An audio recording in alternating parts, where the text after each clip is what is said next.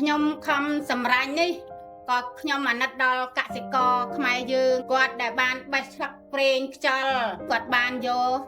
មកលក់ឲ្យយើងហើយគាត់សប្បាយចិត្តយកមកលក់ឲ្យយើងគាត់សប្បាយចិត្តណាស់ដែលបានលុយអញ្ចឹងអាចជួយកសិករមកចំណែកដែរចាជួយកសិករមកចំណែកបានចំណូលជីវភាពកសិករយើងនៅ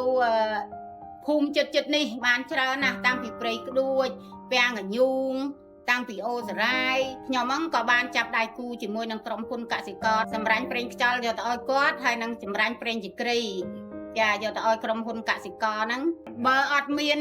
ក្រុមហ៊ុនកសិករទិញទេគឺប្រេងខ្ញុំគឺអត់មានអ្នកទិញហង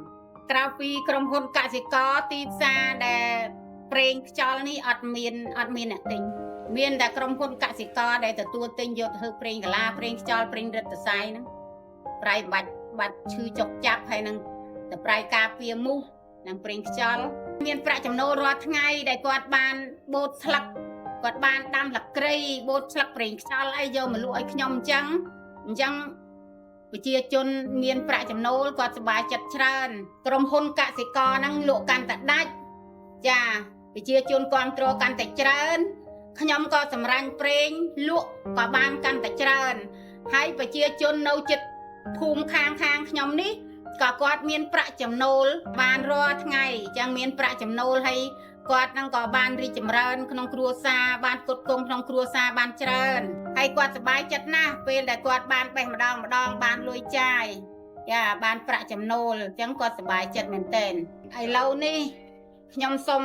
លើកដៃម្រាមដៃ10សូមឲ្យខ្មែរជួយគ្រប់គ្រងផលិតផលរបស់ខ្មែរព្រោះអីខ្មែរធ្វើបានហើយគុណភាពល្អ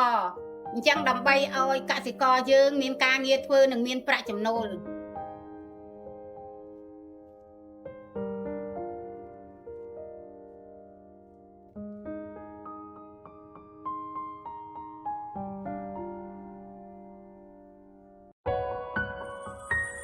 កសិករគិតសុខភាពជាចម្បង